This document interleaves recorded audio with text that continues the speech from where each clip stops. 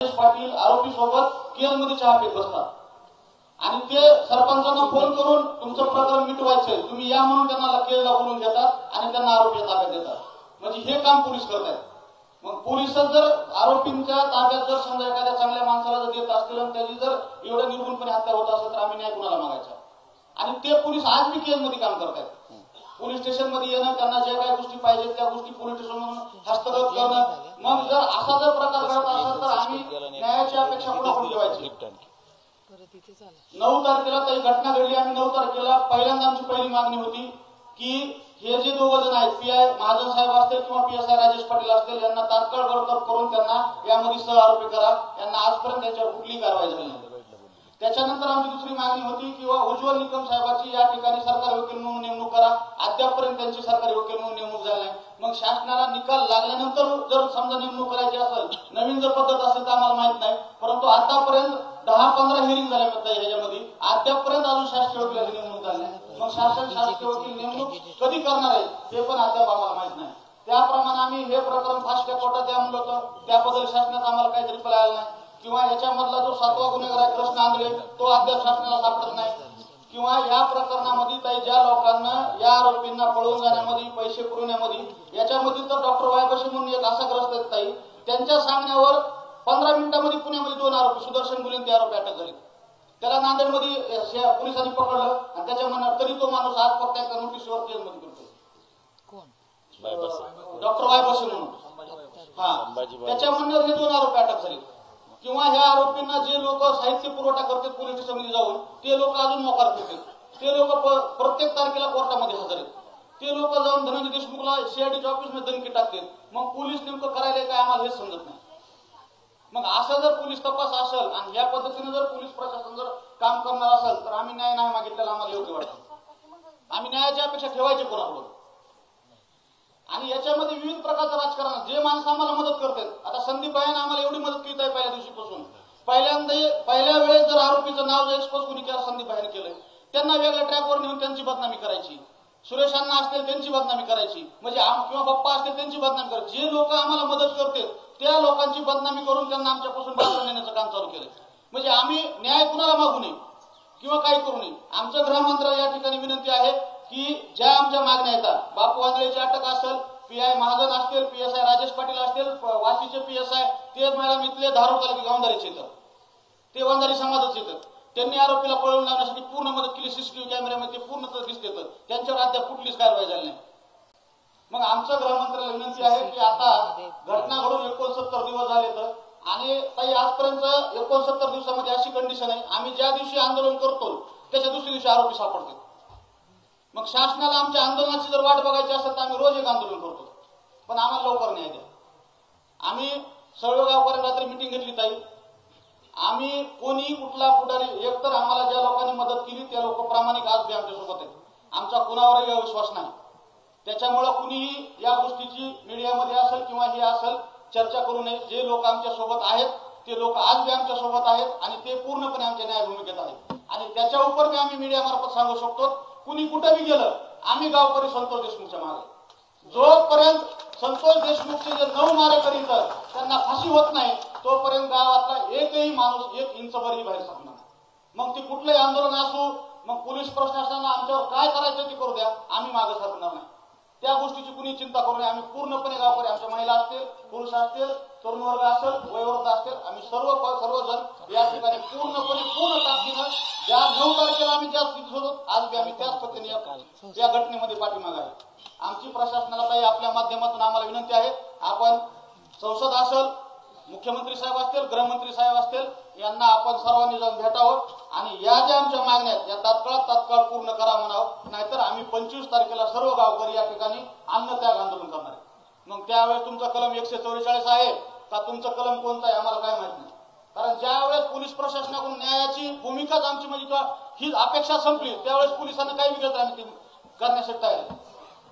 त्यामुळे आम्ही गावकरी तुम्हाला एकदा विनंती करतो आता आमची शेवटची अपेक्षा तुमच्याकडे आता सगळे येऊन गेले. त्याच्यामुळे याच्यामध्ये ज्या उणीवा आहेत तुम्ही स्वतः लक्ष द्या. तुम्ही स्वतः याच्यामध्ये वेळ काढून तुम्ही 100% करता. कारण आजपर्यंत कसं तुम्ही जिथं लक्ष घातलं ती गोष्ट पूर्ण झालेली. त्याच्यामुळे ह्या ज्या आमच्या गावकऱ्याच्या मागण्या यामध्ये आपण जातीने लक्ष घालून आम्हाला लवकरात लवकर संतोष देशमुखच्या कुटुंबाला न्याय कसा भेटल याची आपण ही करा एवढीच आपल्याला गावकऱ्यातर्फे विनंती करतो. आणि एकाच व्हायचे तो बोलणार ते माहिती देत नाही माईकवरच बोलतो ना सगळं व्यवस्थित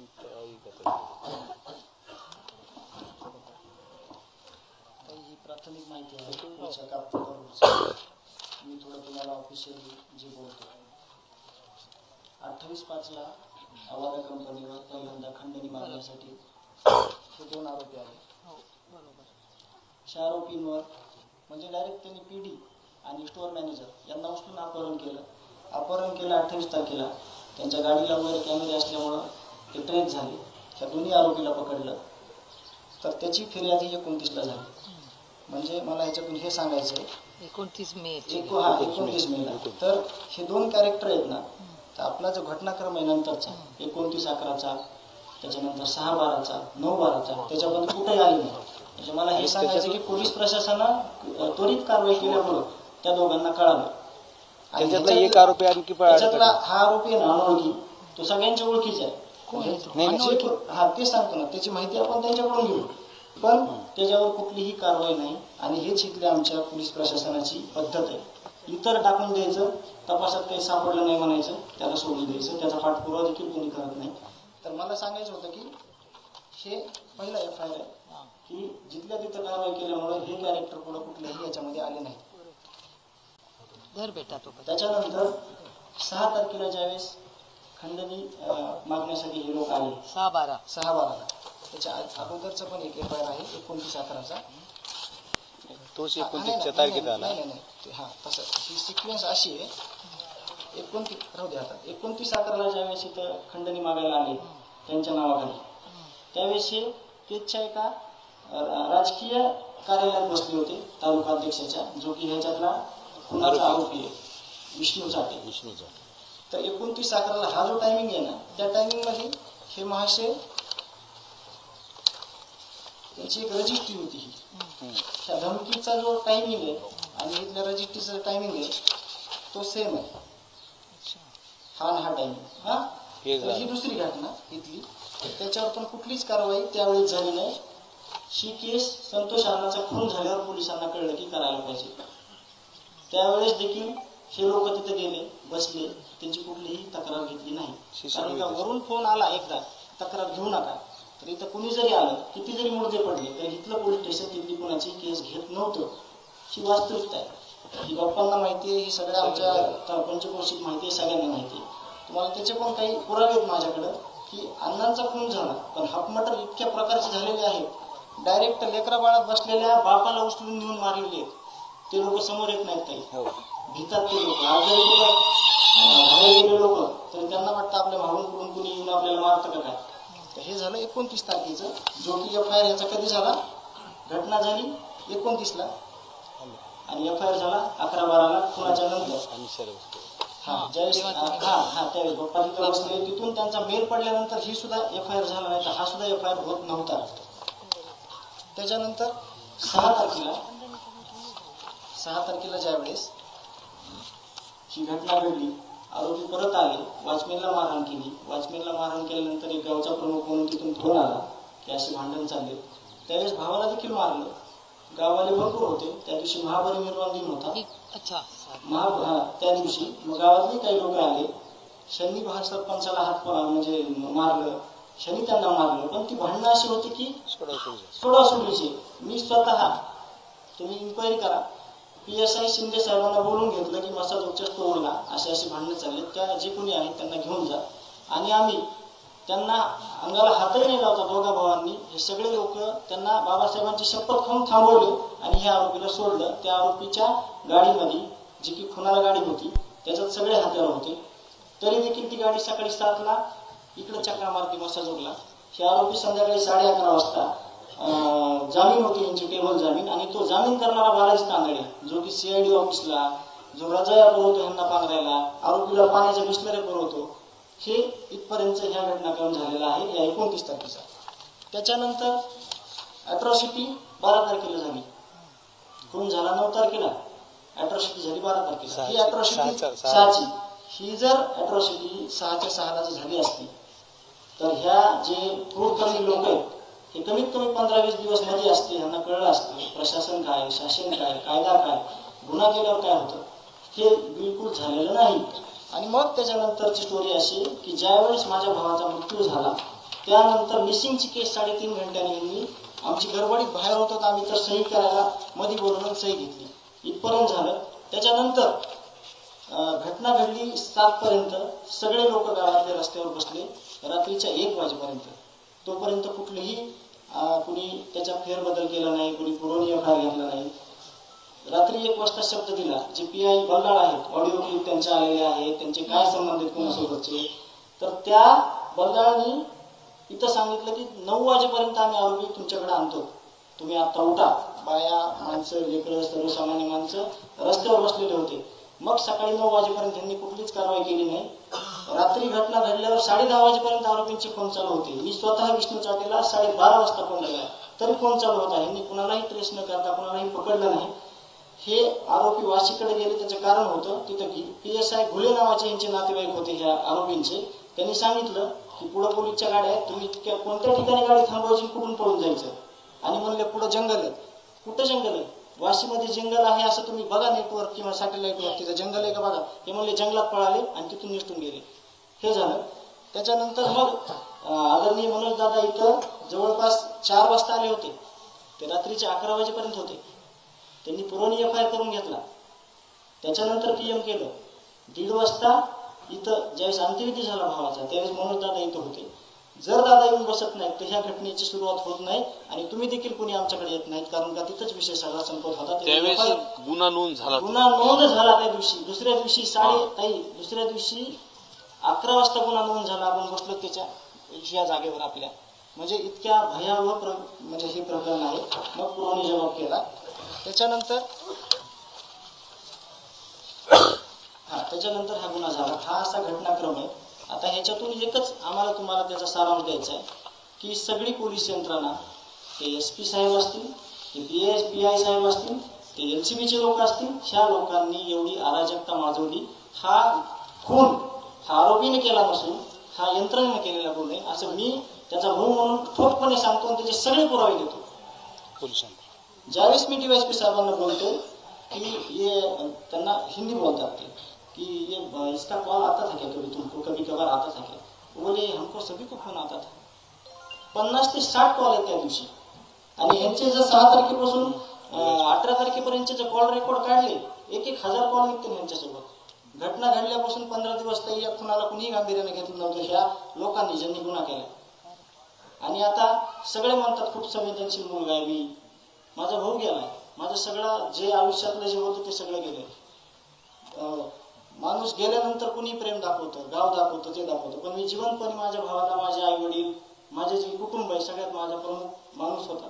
मी त्याच्या सावलीसारखा आतापर्यंत राहत होतो. मला त्याची उदीव कशालाच भरून येणार नाही, कारण का मी त्याच्या खांद्याला खांदा लावून जे सगळं आतापर्यंत काम केलं निस्वार्थीपणे ते आम्ही दोघांनी मिळून सोबत केलं. माझा एवढा घात केलाय तर तो घात ह्या लोकांनी केलाय. आणि असे 100वर प्रकरण असतील. तुम्हाला त्याच्यातला एक फोटो दाखवतो. हे लोक बिचारे यांच्या घरी कुणीच नाही लढायला. जे तुम्हाला एक उदाहरण दाखवतो. असे 100वर लोक आहेत, त्यांना अशा पद्धतीनं मारले जात आहे. केज पोलीस स्टेशन मध्ये तिथले CCTV काढायला सांगा बाप्पा. त्या दिवशी यांनी साधी यांची देखील घेतली. एकदम गरीब माणूस आहे. नाव, गाव, पत्ता, दवाखान्यात घेतलेली ट्रीटमेंट, आमच्याकडे सगळे पेपर आहेत. आम्ही टिकलोच फक्त गावाले आणि आम्ही एका गोष्टीवर की जे ह्या पोलीस यंत्रणेला 8 दिवसात पहिल्या करायचं होतं ते केलं नाही. पण आम्हाला जर तसं त्यांच्यावर भरोसा टाकून बसलो असतो तर ताई आमचं कुणी ऐकून घेतलं नसतं. आमच्याकडे सगळ्या गोष्टींचे पुरावे आहेत. सगळे CCTV हे समाजातून आलेत. काही पत्रकार बंधूंकडून आले, काही चळवळीतल्या लोकांकडून आलेत, काही गावकऱ्यांकडून आलेत. हे दुर्दैव आहे. या पोलीस स्टेशननं पहिल्या 6 दिवसात पूर्ण जिल्ह्यातले सगळे CCTV फुटेज हे हस्तगत करायला पाहिजे होते. सर्रास फिरतायत सगळीकडे आरोपी. घटना झाल्यावर पण हप्ते वसुली करतायत. आता जो कृष्ण आंधळे ना फरार, त्याच्या मित्रांनी त्याच्या वाढदिवसा दिवशी अशोक मोहिते नावाच्या डोक्यात कोयता मारला. तो लातूरच्या सह्याद्री हॉस्पिटलला ऍडमिट होता आणि त्याला आम्ही डिस्चार्ज होताना मी गेलो होतो स्वतः तिथं. एवढ्या घाबरलेल्या अवस्थेत होता तो. आणि होमगार्ड आहे तो, स्वतः होमगार्ड आहे तो. म्हणजे ह्या घटना अगोदर पण घडत होत्या आणि पुढे सुद्धा ह्या घटना अशा घडतात की लोक जे आहेत ना, आरोपीची सुनावणी असेल ना ताई, त्याचं मनोबल वाढवण्यासाठी येत आहेत आणि आम्हाला दाखवत आहेत की म्हणजे आम्ही त्यांचं समर्थन करतोय, आम्हाला कुठेतरी भीतीयुक्त वातावरणात आम्हाला भीती वाटावं. पण मी स्वतः, माझे कुटुंब आणि गाव आम्ही कधी घाबरणार नाही. आम्ही कुठल्याही स्टेजला जाऊ, आम्ही कुठेही न्यायाच्या भूमिकेत आम्ही कधीही कुठेही उतरायला तयार आहे. गावकरी सोबत आहे, यापेक्षा सगळे समाज, तुम्ही सगळे लोकप्रतिनिधी सगळ्या गोष्टी बाजूला ठेवून आमच्या सोबत आहेत. आम्ही ह्या ज्या गोष्टी सांगितल्यात ह्या त्रिकालाबाधित सत्य आणि ह्याचे आमच्याकडे पेपर आहेत आणि ज्या काही अनऑफिशियली गोष्टी आहेत त्याचे काही पुरावे नाहीत त्या गोष्टी सुद्धा आमच्याकडे आहेत. त्या तुमच्याकडे न मांडण्याचं कारण की जर कोणी सिद्ध करा म्हणलं, जर कोणी म्हणलं तर ते आमच्याकडे नाही, म्हणून आम्ही तुम्हाला त्याचे फक्त फोटो दाखवले. खूप आहेत अशा फाईल, खूप झाल्यात ह्याच्या. जेवढी डॉक्युमेंटरी तपास यंत्रणेकडे नसेल तेवढी आमच्या मसुदेवाल्यांनी तयार केलेली आहे. हेच काम त्यांचं होतं, त्यांनी आतापर्यंत केलेलं नाही. आणि आमची प्रामाणिक भावना आहे, जे या लढ्यामध्ये सगळे येत आहेत, आम्हाला फक्त न्याय पाहिजे. आम्हाला न्याय व्यतिरिक्त काहीच नाही पाहिजे. आमच्याकडे आमच्या गावाची पार्श्वभूमी अशी आहे, हे तुम्हाला सांगितलं. हे गावचं प्रमाणपत्र आहे मागच्या 2 वर्षात भेटलेलं. हे जे आरोपी आहेत सगळे, हे आरोपीचे जेवढे गुन्हे आहेत त्याच्या 10% पण गुन्हे आमच्या गावाचे नाहीत. आणि ते गुन्हे कोणते आहेत? किरकोळ, शेतीचा वाद, कुठंतरी ह्याचा वाद, पण ते असे गंभीर गुन्हे नाहीत. हे 2 फरक आहेत. एवढं गाव चांगलं गावावर नाही. जे आरोपी आहेत ना सरकार, असं सांगायचं म्हणजे ही गावची पार्श्वभूमी आहे, असं आमच्या गावचा इतिहास आहे. आणि असं गुन्हागोविंदानं गाव चालणारं त्याचे इतके भयानक पद्धतीनं संपवलं. आम्ही आमच्याकडं कधीही आम्ही ह्याची उणीव भरून काढू शकत नाही. हे सगळं तुमच्याकडे येतं.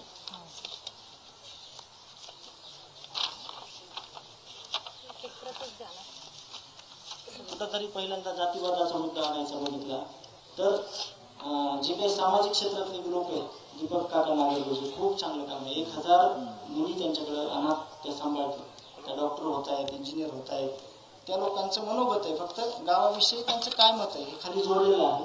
आणि आत्ताचं जे ध्वजारोहण आहे 26 जानेवारीचं, जे आरोपी आहेत त्याच गावचे, ते दत्ता दादा बारगाजे, दत्ता भाऊ बारगाजे म्हणून त्यांचा एचआयव्हीग्रस्त मुलांसाठी, विधवा महिलांसाठी एक आश्रम आहे इथं, त्यांचं ते काम करतात. त्यांचे विचार जरी आपण बघितले संतोष अण्णाच्या विषयी तरी सगळं कळतं त्या गावाचा इतिहास काय आहे.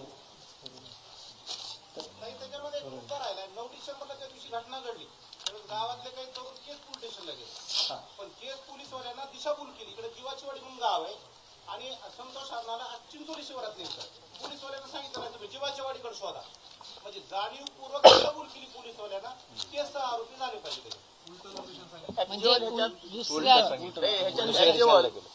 प्रशांत महाजन आणि PSI राजेश पाटील खरे आरोपी तेच आहेत. राजेश पाटील आणि PSI राजेश पाटील आणि PI प्रशांत महाजन हे खरे आरोपी तेच आहेत. त्यांनाच हे सगळ्या जे आरोपीचे त्यांचे सगळं संगनमत होतं. त्यांना डिटेल माहिती होतं की संतोष देशमुखला कुठं नेलं, काय केलं, काय सगळं डिटेल. राजेश पाटलाला सस्पेंड केलंय आणि प्रशांत महाजनची हेडक्वार्टरला बुलेट लावून पोलीस स्टेशन समोर उभा राहतो असा आहे.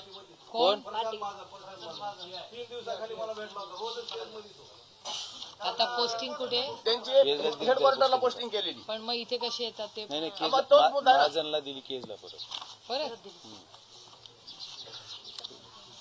कोणची काय ती यंत्रणा. आम्हाला पोलीस स्टेशन नसलं त्यामुळे आमचे संरक्षण करू.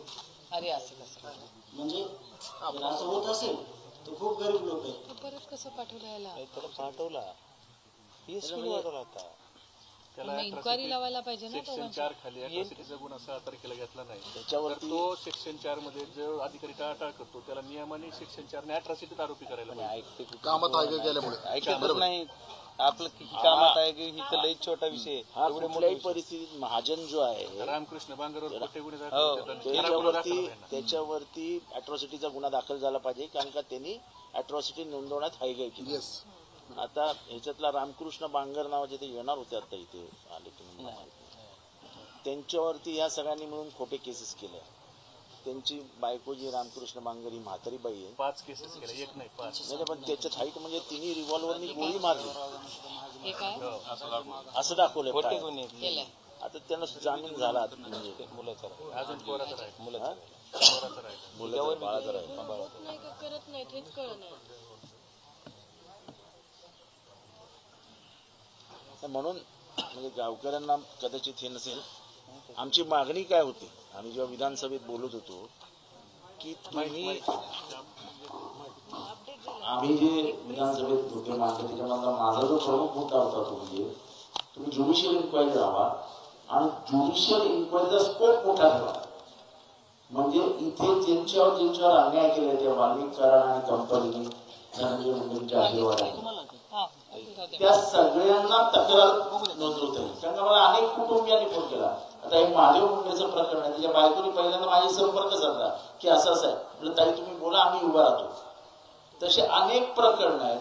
त्यामुळे हा स्कोप जोपर्यंत काही वाढवत नाही ज्युडिशियल इन्क्वायरीचा तोपर्यंत कोणालाच नाही मिळणार. इथे अन्यायग्रस्त लोकांची मालिका आहे. आता ते रामकृष्ण बांगर यांच्या 12 शैक्षणिक संस्था होत्या. त्या 12 शैक्षणिक संस्था 18 शैक्षणिक संस्था वाल्मिक कराड आणि धनंजय मुंडेला पळकवायच्या होत्या आणि म्हणून त्यांच्यावर खोट्या केसेस दाखल केल्या. म्हणजे मला लाज वाटते, मी एसपीला दर आठवड्याला 3-4दा फोन करायचो कि साहब वो झूठा केस है, बेचारे बुढ़ा बुढ़ी घूम रहे भाग रहे इधर से उधर, उनको आप अगर झूठा बोलते तो 2 मिनट में टूट जाएगा. ते करायला त्यांनी 3 महिने घेतले. अशा खोट्या केसेस काय वाटेल ते झालं. 2 वर्षात इथे वाटेल ते झालं. म्हणजे खास करून ह्या म्हणजे जे 2.5 वर्ष मागची गेली सरकारची त्याच्यामध्ये इथे धुमाकूळ झाला. त्यामुळे जोपर्यंत ते सगळं ज्युडिशियल इन्क्वायरीच्या चौकटीत येत नाही तोपर्यंत काही कोणाला न्याय मिळणार नाही आणि असंच प्रकरण दाबली जातील. आणि जे पोलीस इथे होते त्या पोलिसांची ताई म्हणजे या गावकऱ्यांचा प्रति इच्छा असेल त्याच्यातला एकही पोलीस जिल्ह्यात राहता कामा नाही ना. They should be out of the district. नोकरीच्या बाहेर जिल्ह्यात पण नाही यांना म्हणजे काढूनच आता मग सध्यापुरतं जिल्ह्याच्या बाहेर पाठवा. तेच करणार आहेत ना. सध्या तरी जिल्ह्याच्या बाहेर पाठवा. आता तो प्रशांत महाजन मी 2 केसेस दाखवल्या त्याच्या. ते बापवंडर मिरटर केस मध्ये पण त्यांनी वाल्मिकला मदत केली. वाल्मिक आरोपी आहे तरी तो आठवड्यात 1दा 2दा 3दा त्याच्यावर जेवायला जायचा, चहाला बसायचा. वाल्मिक आरोपी असतात. बिसमरी केली त्यांनी नंतर बिसमरी केली. पण म्हणजे अशा पद्धतीने कुठलं हे असतं यार. आता मी मगाशी सांगितलं कैलास फडचिकस, कैलास फडचेपोराचं नाव नाही का. मग एसपी कसं काय ते कैलास फडचा मुलगा म्हणून FIR करतो. म्हणजे स्टाईल आहे यांची आणि हे सगळं वर्ण मॅनेज होतं. हे धक्का आहे एकदम. आणि जोपर्यंत ताई वगैरे असं बोलत नाही की तुम्ही ज्युडिशियल इन्क्वायरीचा स्कोप वाढवा आणि ते पॉइंट ऑफ रेफरन्स मध्ये ते आणा की ज्यांना तक्रार करायचं असेल त्यांनी जजला येऊन तक्रार करावी तरच हे होईल. नाही तर मग असंच एक मर्डर झाला पुढे अजून मर्डर होतच राहतो.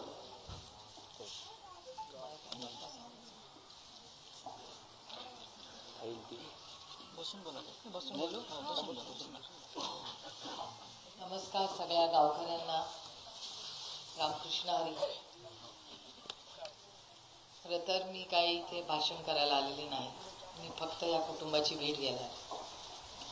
ही पण कुणाची तरी लेक आहे, मी पण कुणाची तरी लेक आहे. ही माऊली 40 वर्षाची पण नाही आहे. तिच्या कपाळावर आज कुंकू नाही आहे. त्या आईची अश्रू अनावर आहे. कुठल्या आईला सगळ्यात जास्त दुःख काय होऊ शकतं हे प्रत्येक आईला समजतं. आपलं मूल जाणं ह्याच्यापेक्षा मोठं काय दुःख असतं. माझ्या मावशीचा असाच एक मुलगा खूप लहान वयात गेला आणि आज त्या गोष्टीला 20-25 वर्ष झाली असतील. माझी मावशी नाही सावरली. तिचा आता बिचाराचा ॲक्सिडेंट झाला होता. म्हणजे आज इतकी वर्ष झाली तरी तिच्या प्रत्येक बोलण्यात त्याच्यामुळे एक आईचं दुःख, एक बहिणीचं दुःख, एक लेक, एक मुलगा. आपण खरंच त्या कुटुंबाला न्याय कधी देऊ शकू कारण का त्यांचे वडील परत आल्याशिवाय हा न्याय कसा. पण तरी एवढ्या समजूतदार पद्धतीने कुटुंब वागते. त्या पद्धतीने या लेखीला मी बघते आणि मी तुम्हाला खरंच सांगते, अतिशय प्रांजळपणे आपल्याला सांगू इच्छिते की आदरणीय पवार साहेब येऊन गेले. इथे बरेच सक्षना, बाप्पा, संदीप हे सगळेच इथे येत होते आणि माझी खरंच इच्छा होती की हा राजकारणाचा विषयच नाही. या भारताचा, या महाराष्ट्राचा एक लेख आपण गमावलाय आणि त्याच्यामुळे या विषयामध्ये आपण राजकारणी म्हणून कोणीही त्याच्यात पडू नये. पण माणुसकीच्या नात्याने न्याय यायला मिळाला पाहिजे. ज्या भारतरत्न डॉक्टर बाबासाहेब आंबेडकरांनी आपल्याला संविधान दिलं, आपल्याला आपले अधिकार दिले, त्याच्यात एका कुटुंबाला एकूण 70 दिवस झाले न्याय मिळत नाहीये, हे धक्कादायक. आणि ज्या काही घटना गेल्या 8-10 दिवसात झाल्या ते इतक्या अस्वस्थ करणाऱ्या होत्या. म्हणून मी ठरवलं की आता काही होऊ दे, बाकी कोणी जबाबदारी घेऊ दे किंवा न्याय, पण एक माणुसकीच्या नात्याने हा लढा सुप्रिया सुळे लढणार आहे, हा शब्द मी तुम्हाला इथे दिला. आणि याच्यात पक्ष नाही, काही नाही, काही नाही. कारण काही इलेक्शन येतात, पक्ष असतात, आमचे मनभेद सगळे असू शकतात आणि असलेच पाहिजे ते कसं शकतं लोकशाही. पण ती लोकशाही आहे, ती माणुसकी आहे. आज मला असं वाटायला लागलं की महाराष्ट्रात माणुसकी विसरलंय का हो आपण, हा प्रश्न माझ्या मनात येतो. म्हणजे मला विचाराल तर माझी जरी माननीय मुख्यमंत्र्यांची आमचे राजकीय टोकाचे मतभेद आहे, पण माझी त्यांच्याकडून खूप अपेक्षा होती. कारण का देवेंद्रजी या राज्याचे मुख्यमंत्री झालेत, एक सुसंस्कृत नेतृत्व आहे. मला खरं तर वाटलं होतं की हे कुटुंब जेव्हा त्यांच्याशी बोललं असेल तेव्हा तुम्हाला 8 दिवसातच न्याय मिळेल अशी माझी अपेक्षा होती, माझी इच्छा होती, अपेक्षा होती की ठीक आहे यार, राजनीती तो चलती रहेगी. पण अशा काळामध्ये एक सिग्नल दिला पाहिजे वरून की हे राज्य आता मी चालवतो आणि या राज्यात मी अशी कुठलीही कृती सहन करणार नाही. तो सिग्नल वरून दिला पाहिजे. प्रत्येक पोलिसाला कळलं पाहिजे की आजपासून जो कोणी मधला नेता असेल त्याचा आता खपवून घेतला जाणार नाही. हे राज्य हे छत्रपतींच्याच संस्काराने चालेल, शाहू फुले आंबेडकरांच्याच संस्काराने चालेल. आणि म्हणून मी आज एक महाराष्ट्रातली महिला म्हणून, खासदार म्हणून नाही, मुख्यमंत्र्यांना मी जाणार आहे, मी त्यांना वेळ मागणार आहे आणि माझा पदर पुढे करणार आहे की बाबा आमच्या पदरामध्ये आमच्या या भावासाठी न्याय द्या. आणि हे जे अंधाधुंदी कारभार चालले, तुम्ही आंदोलन वगैरे काय करू नका, तुमचा लढा आम्ही लढू.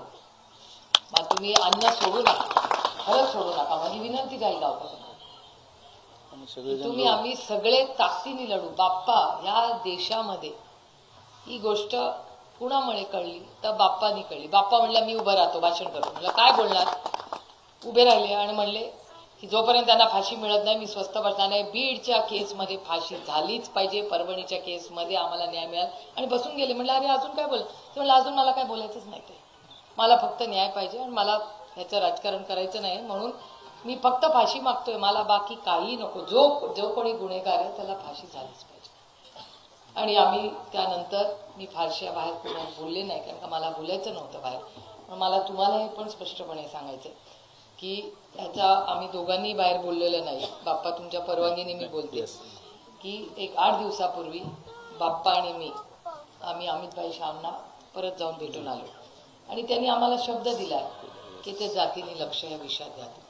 त्यामुळे मी पुन्हा सांगते, मला याच्यात राजकारण करायचं नाही. आम्ही दोघं फोटो टाकू शकलो असतो बाहेर स्टेटमेंट, पण मी केलं नाही. याचं कारण असं की एका गृहमंत्र्याकडे आम्ही दोघं लोकशाही पद्धतीने न्याय मागायला. बाप्पा आधी भेटून आले होते, आम्ही परत परवा भेटून आलो आणि माझी अतिशय विनम्रपणे प्रांजळपणे त्यांना हात जोडून विनंती की बाबा ह्याच्यामध्ये मग पोलीस असू दे, अधिकारी असो, कोणीही गुन्हेगार असो, त्याची गय करू. या राज्याने एवढं मोठं मतदान करून तुम्हाला केलंय, न्याय जर मिळाला तर काय करायची ती सत्ता मला सांगा. आता त्यांनी मला त्यांच्या कुटुंबाचा एक फोटो दाखवला, अप्रतिम, म्हणजे दृष्ट लागली तुमच्या फोटोला. मला विचार आणि मी तुम्हाला शब्द देतो की मी कोणाला कुठे भेटणार नाही, काही करणार नाही आणि कॉम्प्रोमाइजचा तर विषयच नाही. सत्यमेव जयते, सत्याचाच विजय झाला पाहिजे. जो कोणी याच्या मागे असेल त्याला आपण फाशी ही मिळालीच पाहिजे. मी या मुलीला शब्द देतो, मी त्याच्या आईला आणि आजीला याच्या शब्द देऊन की ह्याच्यात राजकारण नको. तुम्ही म्हणता तसं काय कोणाचं होईल त्याला आपलं काही घेणं देणं नाही, पण ह्या बीडमध्ये ही सगळी जी मस्ती आहे ना यांची, ही उतरलीच पाहिजे. ही सत्तेची आणि पैशाची मस्ती आहे. सत्ता आणि पैसा आयुष्यभर टिकत नाही आणि ती कशाने भांडायची, ती लढा सत्यानीच मोडून काढायचा. आपण सगळे जोपर्यंत एकत्र आहोत ताकदीने लढू. तुमच्या काय कोर्ट केसेस असतील, काय असतील, स्वतः मी बघेन. मी स्वतः त्यात तुम्हाला न्याय मिळाल्याशिवाय स्वस्थ बसणार नाही. आणि हे फक्त तुमच्या कुटुंबासाठी नाही आहे. तुम्ही म्हणला तसं बीडमध्ये ते जे कुणाला हाणामारी झाली आता त्याचं डोकं फोडलंय कुणाचं ते तो फोटो तुम्ही दाखवला. त्या कुटुंबाची माहिती घ्या, त्या कुटुंबाला पण आपण न्याय देऊ. हे कुठेतरी थांबलंच पाहिजे. ही गुंडागर्दी थांबलीच पाहिजे. बीड मधली प्रत्येक महिला मन मोकळेपणे जशी मी राज्यात आणि देशात फिरते तशा तुम्ही फिरल्याच पाहिजेत. तुम्हाला काळजी वाटता कामा नाही माझी लेक बाहेर कसं काय करते प्रशासन? मग सत्तेमध्ये बसला ना विकास विकास विकास हा यांचा विकास आहे. जर माझी लेक जाणार असेल ती मगाशी आई मला म्हणत होती की माझा लेक बाहेर गेला. तुम्हाला माहितीये तुमची आई काय म्हणली मला? तुमची आई मला असं म्हणाल्या की जेव्हा माझा लेक बाहेर जातो तो घरी येईस तोवर माझ्या काळजात अशी चिंता वाटत असते. याच्यासाठी महात्मा गांधी लढले, याच्यासाठी या देशात स्वातंत्र्य आलं की या माऊलीला मुलाचा बाहेर गेल्यावर दुखदुख करते की माझा लेक परत घरी येईल का नाही. हे प्रशासन आहे, हा महाराष्ट्र आहे, हा चव्हाण साहेबांचा महाराष्ट्र आहे. मी तुम्हाला शब्द देते की ही लढाई आज तुमची नाही, ही लढाई आमच्या सगळ्यांची आहे आणि तुम्ही कोणीही उपाशी राहणार नाही. या राज्यातला माझा कुठलाही भाऊ किंवा बहीण उपाशी राहणार नाही. उपाशी राहिले तर आम्ही राहू, पण तुम्हाला आम्ही उपाशी राहू देणार. तुम्ही या लढा लढायचा नाही, आम्ही लढणार आहोत. कशासाठी आम्ही सगळे आहोत? आम्ही लोकप्रतिनिधी आहोत ना. कशाला लोकांनी आम्हाला निवडून दिले? याच्यासाठीच निवडून दिलंय ना. मी तुम्हाला शब्द देते की तुम्हाला रोज आम्ही अपडेट देत जाऊ आणि मी मुख्यमंत्र्यांना आज विनंती करणार आहे की आम्हाला एक दिवस आड अपडेट पाहिजे की तुमचं प्रशासन काय काम करते. लपवण्यासारखं काय नाही ना तुम्हाला. मग का पारदर्शकपणे राज्याला सांगत नाहीये तुम्ही काय चाललं? अहो जेव्हा या सगळ्या घटना होत होत्या या 15 दिवसाच्या, तो माणूस काय त्यांचं नाव वाल्मिक कराड ना, वाल्मिक कराडची हिंमतच कशी होते की व्हिडिओ काढून मी पोलीस स्टेशनला येतोय. काय समजता तुम्हाला? कुणाच्या जीवावर ही मस्ती आहे? ही पैशाची आणि सत्तेचीच मस्ती आहे ना. लाज वाटली पाहिजे या सगळ्या लोकांना. आणि हे सहन महाराष्ट्र करणार नाही. हे करायचंय. मी तुम्हाला शब्द देते की हा जो कोण 7वा आहे ना तो कृष्णा आंधळे आहे कुठे? असंच गायब झाला हवामध्ये. कुठे गेला? तुम्ही मला पाणी आणा त्यांच्यासाठी, पाणी द्या. कृष्णा आंधळे गेला कुठे? असा कसा गायब झाला? तुम्ही मला सांगता तुम्ही ट्रॅक करू शकत नाही. अहो रोज आमचे फोन ट्रॅक करते सरकार. तो कृष्णा आंधळे सापडत नाही यांना. पटत कुणाला पटतं इथे की कृष्णा आंधळे सापडू शकत नाही? मला सांगा. असं शक्य तरी आहे का? जेव्हा संदीप काहीतरी त्याच्यावर बोलला तर सगळ्यांनी एवढी संदीपवर टीका केली. असं कुठे झालं? 2 महिने झाले हा कृष्णा आंधळे मिळत नाही. हा जे बोलला ते खरं बोलला. त्याचा मर्डर झाला खरं. त्याच्याकडे सर्वात गुप्त माहिती कृष्णा आंधळेकडे आहे. आणि मला कृष्णा आंधळेचा सीडीआर फोन पडला. कुठे गेला फोन? सीडीआर काढा तुम्ही. फोन असा जातो कुठे?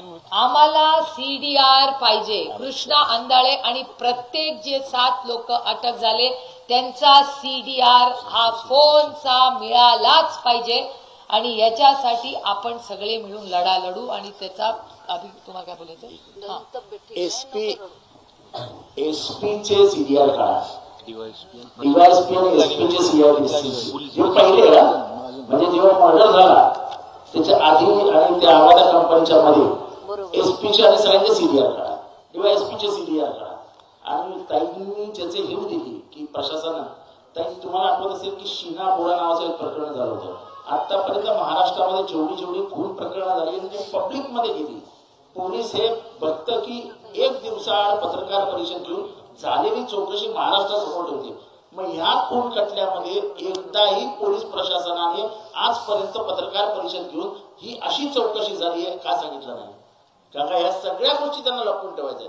आणि म्हणून मी परत तुमच्याकडे मागणी करतो की जी ज्युडिशियल इन्क्वायरी होणार आहे, तुम्ही जे म्हणालात ना की आपण त्याला न्याय देऊ, त्याला तो ज्याला मारला कोयता मारला होता, तो काय बघत होता? तो फिल्म बघत होता, व्हिडिओ बघत होता. अटक कशी झाली, कोणाला अटक झाली, तर मागण्यावर त्याला कोयता मारला.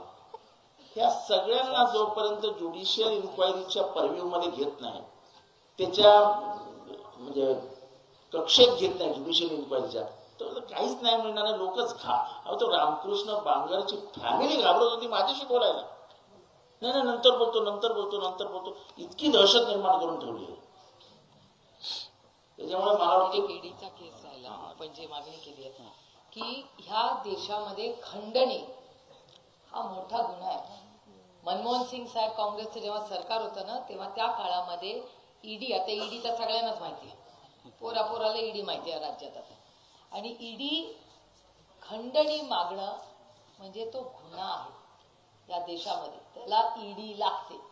मला प्रश्न विचारतोय, त्या वाल्मिक कराडला तो जर खंडणी मागत होते ना सगळे, मग त्यांना आधी अटक कशी नाही झाली, त्यांना ईडी का नाही लागली? हा प्रश्नाचं उत्तर सरकारला द्यावं लागेल ना. कधी तुम्ही म्हणलं जून महिन्यात पहिला मागितलं ना खंडणी, मे महिन्यात खंडणी मागली. जर मे महिन्यात पहिल्यांदा खंडणी मागली तर त्या काळातच मे महिन्यामध्येच त्यांना लागायला पाहिजे होतं ईडी आणि सीबीआयची, का नाही लागली तेव्हा? तुम्ही मला सांगा, विचार करून सांगा, तो काळ कुठला होता? मे महिन्यात इलेक्शन चालले होते. आता इलेक्शनच्या वेळेत तुम्ही खंडणी मागताय इलेक्शनसाठी, कशासाठी? का खंडणी मागणं गुन्हा आहे? कशासाठी का मागे ना 1 रुपयाची खंडणी मागणं या देशात गुन्हा आहे. आणि मग जून पासून काय या सरकारने काय केलं? यांचंच सरकार होतं ना जून मध्ये महाराष्ट्रात. अवधा नावाची कंपनीने जेव्हा खंडणी केली तो FIR झाला, का नाही तेव्हा त्यांना काय ईडी आणि सीबीआय तेव्हाच का नाही लागली? कारण का भीतीच नाही वर्दीची राहिलेली या जिल्ह्यामध्ये. हे दुर्दैव आहे. मला महाराष्ट्राच्या पोलिसांचा सार्थ अभिमान आहे. मी जन्मापासून फार जवळून पाहिले. जेव्हा महाराष्ट्राचा पोलीस बघतो ना तर असं वाटतं चला बाबा, मी तुमच्याबद्दलच बोलतो. मला अभिमान वाटतो जेव्हा तुमच्यासारखे पोलीस बघतात, महिला पोलीस असतात. आम्हाला सार्थ, आमची कॉलर टाईट होते की अरे आपला महाराष्ट्राचा पोलीस आहे, वर्दी घालावी तर महाराष्ट्राच्या पोलिसांनी घालावी. दिल्लीमध्ये जेव्हा त्यांना अवॉर्ड मिळतो तेव्हा आमची टाईट होते कॉलर, एकदम आपल्या महाराष्ट्राच्या अधिकाऱ्याला बक्षीस मिळालं. पण बीडमध्ये काय चाललंय? आणि हे म्हणतात ते खरं की बीडची बदनामी होते, लोक साहजिक आहे. हो, मलाही वाईट वाटलं. अतिशय सुसंस्कृत जिल्हा आहे. काय झालंय? या 5 लोक क्रांतिकारी, बरोबर आहे तुमचं अगदी, अंबेजोगाई, या देशामधले सगळे सुशिक्षित लोक आवर्जून येतात. बीडचा सार्थ अभिमान आम्हाला सगळ्यांना आहे. आणि ह्या बीडचा बदनामी करायचं पाप या 5, 10, 25 लोकांनी केलेलं आहे. तुम्ही सगळे सुसंस्कृत आणि चांगलेच आहात. तुम्ही सुसंस्कृत आहात म्हणून ते तुम्हाला दम देतात. आता ही लढाई मी तर म्हणीन तुम्ही महिलांनी हातात घेतली पाहिजे. घ्या एक लाटणं, आणि आला ना असला कोणी आंधळे तर घ्या लाटणं आणि ठोकून काढा, असा मी आग्रह करते. काय लावलंय आमचं? आमच्या घरातले कर्ते पुरुषांवर तुम्ही असे हल्ले करणार? हे नाही चले. महाराष्ट्रात आम्ही हे सहन करणार नाही. आणि माझी पुन्हा खूप विनम्र विनंती आहे तुम्हाला की तुम्ही अन्नत्याग प्लीज करू नका. तुम्ही गाव फार दुःखातून गेलो, तुमचं कुटुंब दुःखातून गेलं. वेळ पडली तर आम्ही सगळे अन्नत्याग करू, पण तुम्ही करू नका अशी माझी विनंती. त्याच्यामुळे मी मनापासून जे झालं त्याच्याबद्दल मनापासून दिलगिरी व्यक्त करते. माझ्याकडे शब्द नाहीये खरं तर काय बोलणार तुमच्या कुटुंबाशी. आणि जे काही झालं हे अतिशय दुर्दैवी झालं. पण आम्ही जोपर्यंत तुमच्या कुटुंबाला न्याय मिळत नाही तोपर्यंत आम्ही कोणीही स्वस्थ बसणार नाही. फाशी ज्या दिवशी होईल त्या दिवशी आपली जबाबदारी पण संपणार नाही, कारण का या लेकरांची जबाबदारी आज आपल्याला. पण तुम्ही एक आदर्श म्हणून उभे राहा. तुमच्या बरोबर आम्ही उभे आहोत. आणि बीडमध्ये आज नंतर कुणावरही हल्ला झाला तर बाप्पाला नाही तर मला फोन करा. माझा फोन 24 तास चालू असतो. आम्हाला फोन करा, आपण काय करायचं ते करू. आणि मी आज मुख्यमंत्र्यांना वेळ ऑलरेडी मागितलेली. मी येणार होते म्हणून मी कालच रिक्वेस्ट टाकली. आज उद्यामध्ये माननीय मुख्यमंत्र्यांनी वेळ दिली तर आज जी काही चर्चा झाली मी त्यांच्या कानावर घाली. बाप्पाही माझ्यावर आज मुंबईला येणार आहेत. आम्ही वाट बघू आज आम्हाला आज उद्यामध्ये जर वेळ दिली. पण न्याय मिळाल्याशिवाय आम्ही स्वस्थ बसणार नाही. आणि आणखीन एक मी सांगते आणि पत्रकारांनी सांगते, आम्हाला ह्याच्यात राजकारण आणायचं नाही. म्हणूनच मी इतके दिवस शांत बसले होते. जेव्हा स्टेटमेंट करायचं मी नेहमी म्हणायचे जे काय व्हावं ते पारदर्शक पद्धतीने व्हावं. आणि आपल्याला कुणावर व्यक्तीवर आरोप प्रत्यारोप करत बसायचं नाही. आपल्याला या कुटुंबाला न्याय मिळाला. मी विचार करते, ही लेख विचार करा. ही लेख वडिलांसाठी वण राज्यात मोर्चे करत फिरते, भाषण करते. मी सांगते तुम्हाला, सरकार जे बसलंय ना या लेखीच्या अश्रूंवर उभं आहे. त्यांचं आहे सरकार, या लेखींच्या अश्रूवर आहे सरकार. मला आश्चर्य वाटतं की या सरकारला झोप कशी येते. या सरकारला काम करताना, भाषण करताना, साजरं करताना या लेकरांचे अश्रू नाही दिसत. झोप कशी येते हो मला सांगा. या प्रश्नाचं उत्तर द्या. मलाच काल इथे येताना अस्वस्थ वाटत होतं की मी कसं यांना माझा चेहरा दाखवू, काय या लेकीला मी सांगू. अहो मी पण गेले खूप गोष्टींमध्ये, पण माझे वडील माझ्यावर तिचे वडील परत येणार नाहीये. तो लढायला लेकी लढू शकतात. आम्ही सगळ्या लढलो, तुम्ही पण लढला, आमचे भाऊ पण खूप लढले, पण हिला कुठल्या तोंडाने उत्तर देऊ. हिचे तर बाबा परत येणार नाही. आणि मुलगी अभ्यास करते, भाषण करते, आणि ते असंवेदनशील सरकार फार एका शब्दाने बोलत न्याय देऊ म्हणते. काय न्याय द्या कुटुंबाला ती. आणि माझा प्रश्न आहे पुन्हा माननीय मुख्यमंत्र्यांना की तो 7वा माणूस आहे कुठे. त्या तानाजी सावंताचं पोरग विमान वापस बोलले. माझा काही नाही, ते तुमचा वैयक्तिक, ते तानाजी सावंतजी जे काय त्यांचं झालं, तो तुम्हाला मुलगा सापडतो विमान परत येऊन, पण आमच्या भावाचा खुनी हा तुम्हाला सापडत. इतके निर्दयी आहात तुम्ही. काय गरीब आहे, शोषित आहे, वंचित आहे, पीडित आहे म्हणून त्याला आवाज नाही या देशामध्ये. हे सब नाही चले.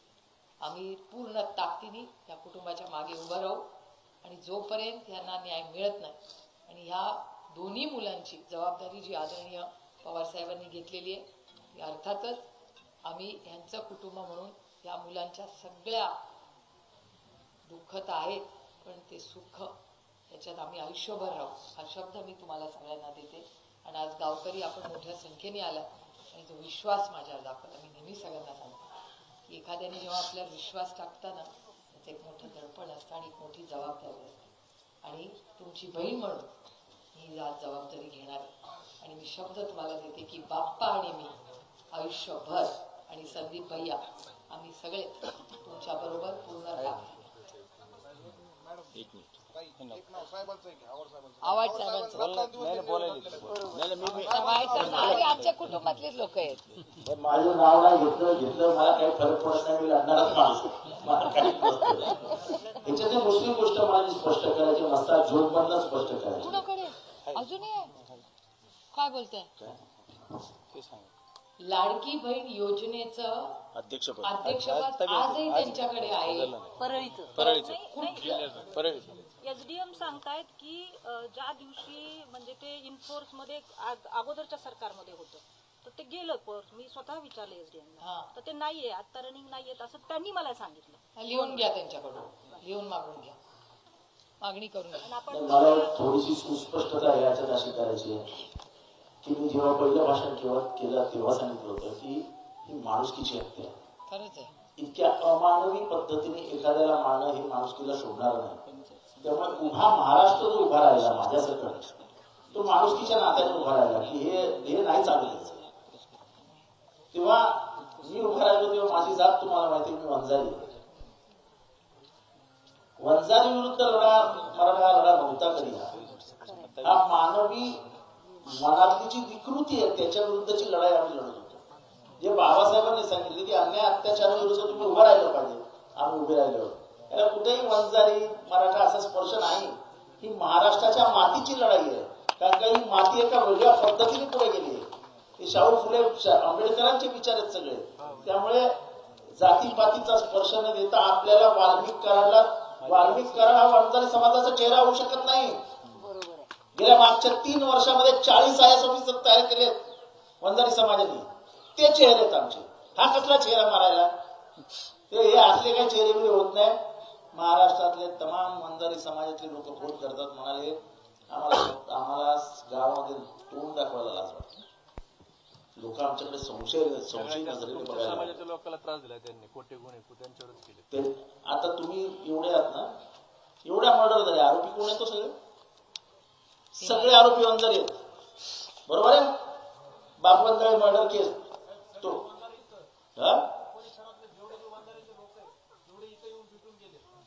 नाही, तेच तुम्हाला सांगतो. तर त्याला माझी स्पष्टता ही आहे की ही माणुसकीची हत्या झाली आहे आणि त्याच्या विरुद्ध आपल्याला लढायचं आहे. आणि ताकदीने सर्व समाजाने एकत्र येऊन लढायचं, ही आमची भूमिका आहे. आणि त्या भूमिकेपासून आम्ही कुठेही बाजूला जाणार नाही.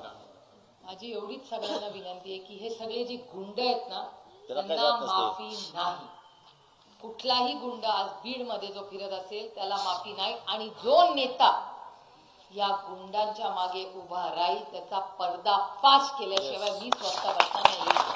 ये नहीं चलेगा. ये गंदी राजनीति आज के बाद महाराष्ट्र में नहीं चलेगी. कोणी असू दे तुम्हाला, कोणीही, हे नाही चलेगा. कारण का ह्या सगळ्या वाल्मिक कराड टाईप लोकांच्या मागे कोणीतरी शक्ती आहे. त्या शक्तीशिवाय हे होणार नाही.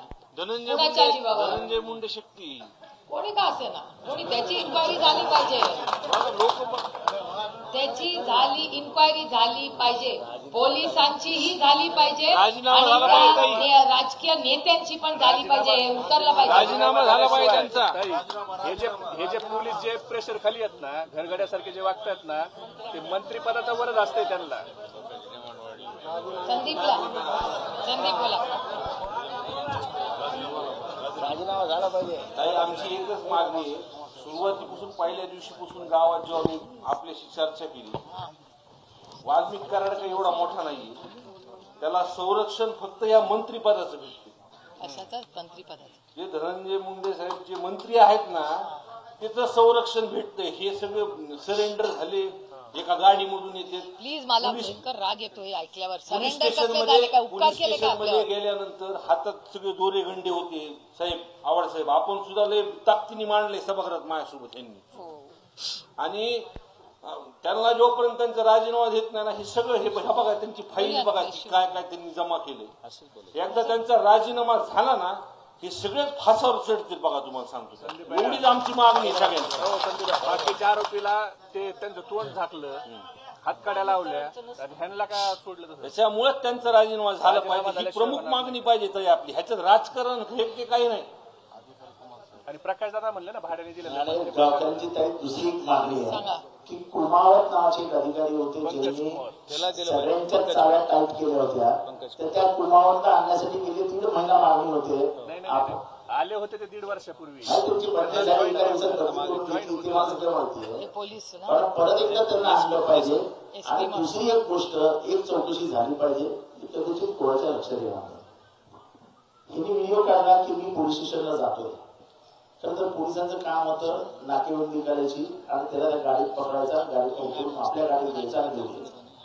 पोलिसांनी इतका त्याला वेळ दिला की त्याची डायरेक्ट गाडी आली सीआयडीच्या गेट समोर, आणि गेट मधून तो असा चालत चालत उतरत तसं काय बाप आला पोलिसांचा असा गेला. त्यावेळी भाषणात सांगितलं होतं की मुंबई क्राईमचा कोण दाऊदला गेला ना, तर दाऊदला थरथर व्हायचं. एवढी दहशत होती पोलिसांची.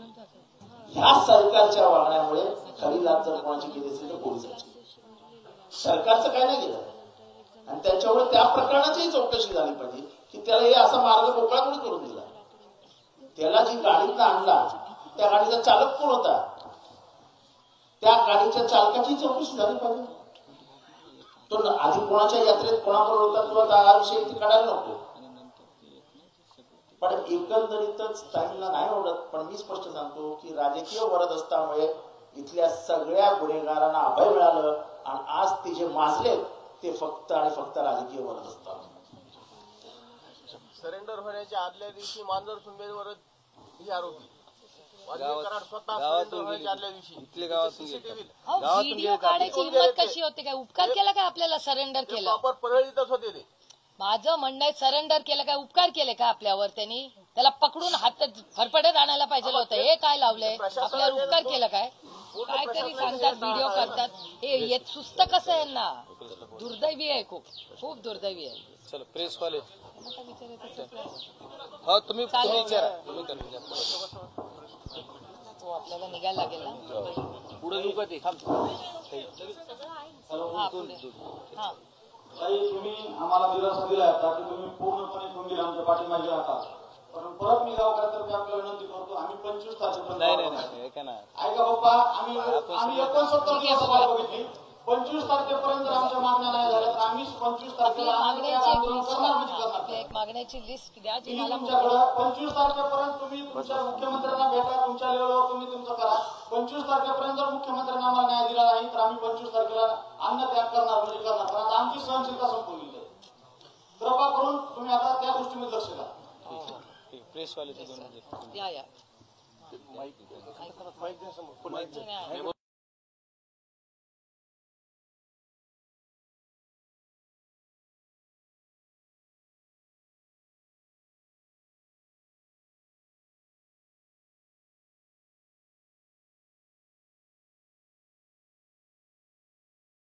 मुख्यमंत्र्यांना रिक्वेस्ट टाकलेली आहे की मला आज उद्यामध्ये त्यांच्या सोयीने, ते व्यस्त असतात, राज्याचे मुख्यमंत्री आहेत, त्यांनी वेळ द्यावी अशी विनंती मी केलेली आहे एक. आणि दुसरं, ही जी मागणी आहे की फाशी ही झालीच पाहिजे. आणि मला अस्वस्थ करणारी गोष्ट अशी की आजही सगळ्यांना भीती वाटते. हो, तुम्ही विचार करा ना, आज एवढे अस्वस्थ काय, भीती काय आहे लोकांच्या मनामध्ये? म्हणजे आजही एवढी पोलीस यंत्रणा, एवढी मोठी इन्क्वायरी चालू असताना आजही बीड मधल्या लोकांना जर भीती वाटत असेल तर ह्याचा विचार झाला पाहिजे. आणि ही गुंडागर्दी आहे ना, ही थांबली पाहिजे. इथे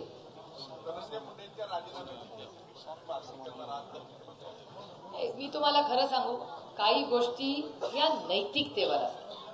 आणि मी अनेक दिवस म्हणजे सगळेच पक्षाचे, आणि मला ह्याच्यात खरंच राजकारण आणायचं नव्हतं कधीच, आणि मी आणणारही नाही, विषय अतिशय संवेदनशील.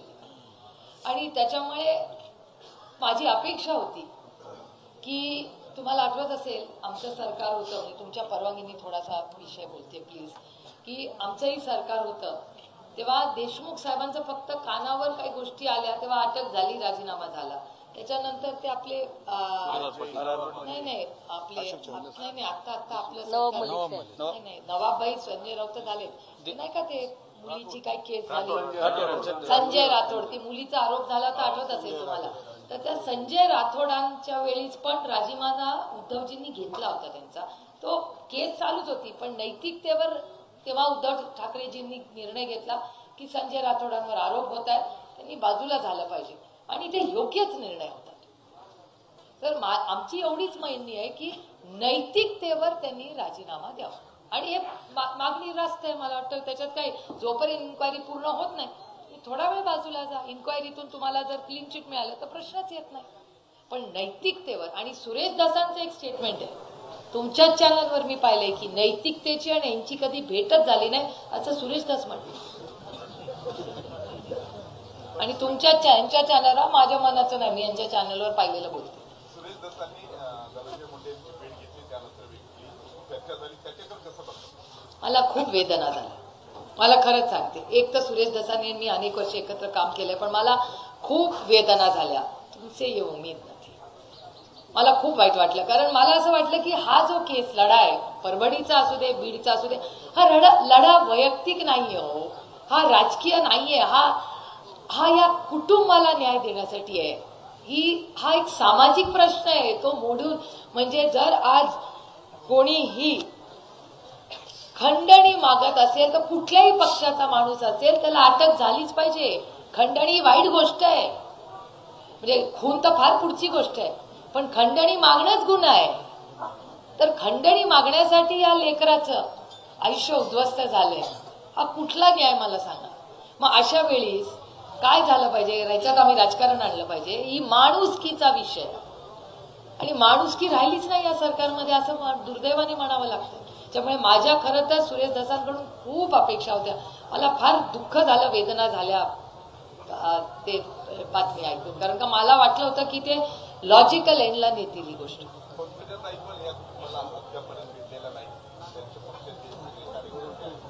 मला असं तो नाही, मी एक तर कोणाला काही सलामीला देत बसत नाही, तो त्यांचा वैयक्तिक प्रश्न आहे, त्याच्यावर मी कसं बोलणार. या कुटुंबाला संरक्षण देण्याची गरज आहे, संपूर्ण कुटुंबाला, घराला आणि गावामध्ये. आणि माझा एक प्रश्न आहे, हो, मला एक सांगा तुम्ही विचार करून की इथे सिक्युअर आहे ना, ह्यांच्या आईला का भीती वाटते? तुम्ही विचार करा, तिने एक मुलगा गमावलाय, तिला आजही भीती वाटते की दुसरा मुलगा बाहेर. मग प्रशासन काय करतंय? 60 दिवसामध्ये इथे येऊन बसून त्यांनी हे रिझॉल्व्ह करायला पाहिजे होतं, इथे कॉन्फिडन्स द्यायला पाहिजे होता. अहो, महाराष्ट्रात बॉम्ब ब्लास्ट झाले, मुंबईमध्ये आदरणीय पवारसाहेब 3 दिवस बसून सगळं त्यांनी ठीक केलं. का नाही राज्याचे गृहमंत्री बीडला येत आणि म्हणतात 0 टॉलरन्स अगेन्स्ट क्राईम. बीड मध्ये आज नंतर एकही गुन्हा होऊ देणार नाही, ही अपेक्षा आहे माझी देवेंद्रजींकडून. अरे ठीक आहे, या राजकारणात एका बाजूला, पण देवेंद्रजींकडून माझ्या खूप अपेक्षा आहेत आणि होत्या या केसमध्ये. मला वाटलं तर असं पटपट, आता देवेंद्रजी मुख्यमंत्री आहेत, पटपट सगळ्यांना अरेस्ट करतील आणि बीडमध्ये सुजलाम सुफलाम करून 0 टॉलरन्स अगेन्स्ट क्राईम. आज नंतर या राज्यात कोणीही हप्ता मागणार नाही, हे माझ्या त्यांच्याकडून अपेक्षा होती. नाही, दुर्दैव आहे, अस्वस्थ करणार आहे. एवढा मोठा मॅन्डेट या राज्यांनी त्यांना दिलं का नाही हा वेगळा प्रश्न आहे, पण आता तरी दिलाय ना. त्याच्यामुळे ह्या कुटुंबाला न्याय जर सरकार देणार नसेल तर आम्ही तो लढा लढू. माणुसकीच्या नात्याने राजकारण नाही, राजकारण पूर्ण बाजूला या केस. वाल्मिक कराडला 2 बॉडीगार्ड आहेत, 15 बॉडीगार्ड नाही.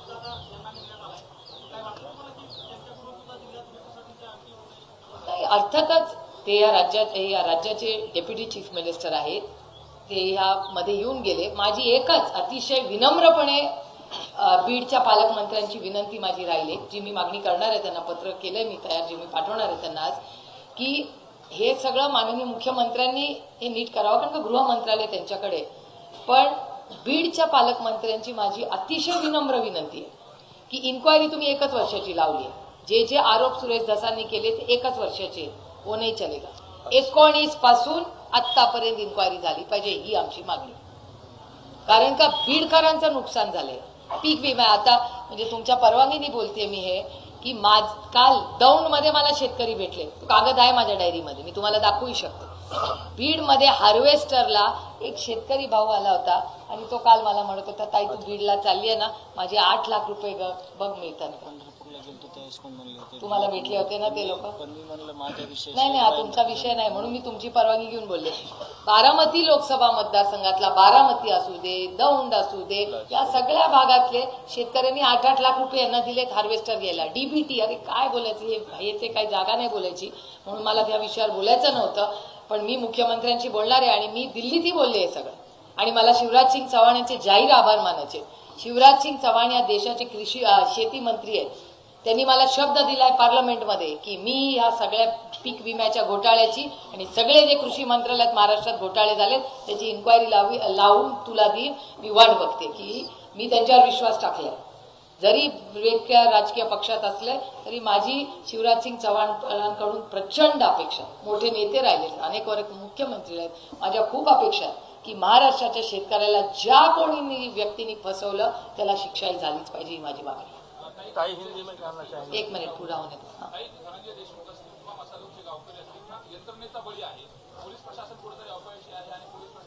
पोलीस आणि सरकारी यंत्रणा दोन्ही एकाला सोडून चालणार नाही. या पोलिसांना ताकद कोणी दिली? आणि माझा प्रश्न आहे, मला सीडीआर पाहिजे सगळ्यांचे. का नाही सीडीआर? तुम्ही लपवण्यासारखं काय? सीडीआर सगळ्यांचे काढतात, त्यांचा काढा, काय प्रॉब्लेम आहे? ते कोण जे आंधळे आहेत ना, कृष्ण आंधळे, त्यांचा फोन सापडत नाही. सीडीआर आहे ना, काढा ना, सांगा ना आम्हाला. विष्णू चाटेचे सगळ्यांचे सीडीआर काढा, सांगा ना आम्हाला. पार आणि बसू दे ना. एकदा जर राज्याच्या मुख्यमंत्र्यांनी सांगितलं ना की 0 टॉलरन्स सीडीआर, सगळ्यांना 8 टाका शिक्षा होईल, या राज्यात कुणाची हिंमत होणार नाही कुणाला खंडणी मागण्याची.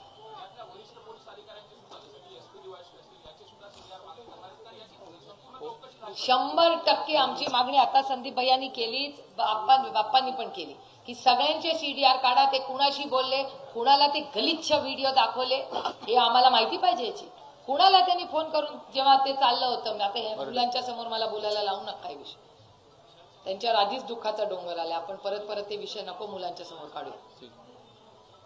सीडीआर आम्हाला फोन मध्ये कोणी कुणाला फोन केले, यांना ताकद कोणी दिली? पोलिसांच्या मागे कोण होतं? एवढी ताकद आलीच कुठे? अहो, वाल्मिक कराची हिंमत कशी होते? एक व्हिडिओ काढून सांगायचा की मी आता पोलीस स्टेशनला येतोय, का मी आता पायगड्या घालू का काय? त्याला तू खून केलाय तिकडे, या मुलांचं आयुष्य उद्ध्वस्त केलंयस. लाज नाही वाटत यांना की ते म्हणतात आम्ही पोलीस स्टेशनला सरेंडर करायला येतोय? पोलिसांनी धरून आणायला पाहिजे होतं त्यांना. काय करत होती पोलीस यंत्रणा तेव्हा? एवढी मस्ती यांना येते कुठून? ही मस्ती कोणीतरी मागे उभं राहिलं म्हणून एवढं सुचतं ना त्यांना. आणि कोणते व्हिडिओवर पण मी पाहिलं, कोणतरी मुलगा, त्याचं नाव तो बरोबर अखंड, हे कुठलं आहे? जेलमध्ये पण यांची सगळी सोय चालली आहे. रोहित कोणीतरी नाव होतं, मला आडनाव नाही आठवत, मला रोहित नाव आठवतंय. तुमच्याच चॅनल पुन्हा अस्वस्थ करणार आहे. Not fair. इतका अन्याय आपल्या महाराष्ट्रात होऊ शकतो हे म्हणजे मी खरंच या कुटुंबाला सॉरी म्हणते की या प्रशासनाने असं का केलं.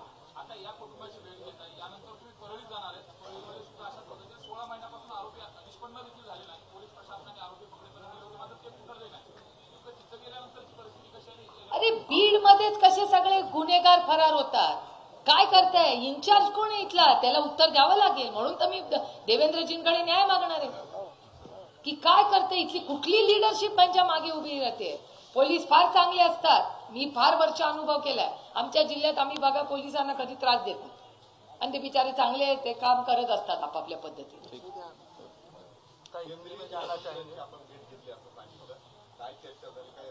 काय त्यांची आणि आमची काही जी चर्चा झाली ती बाप्पा आणि मी केली. मला वाटतं काही गोष्टी सगळ्याच काही माईकवर बोलायच्या नसतात, कारण का खूप विश्वासाच्या नात्याने त्यांनी आम्हाला वेळ दिली. मी अमित भाई शानचे मनपूर्वक आभार मानते की आम्ही वेळ मागितली, त्यांनी तातडीने आम्हाला वेळ दिली आणि आमचं दोघांचं सगळं बोलणं ऐकूनही घेतलं सविस्तर. आम्ही त्यांना समजून सांगितलं की बाबा असं असं आहे, त्यांनी सगळं ऐकून घेतलं आमचं म्हणणं. त्यामुळे आम्हाला ते न्याय देतील एवढी आमची अपेक्षा आहे. आणि माणुसकीच्या नात्याने मी पुन्हा पुन्हा विनंती करते की कृपा करून कोणीही याच्यात राजकारण आणू नये. माणुसकीचा विषय राजनीती होती राहील. हिंदी में जानना चाहेंगे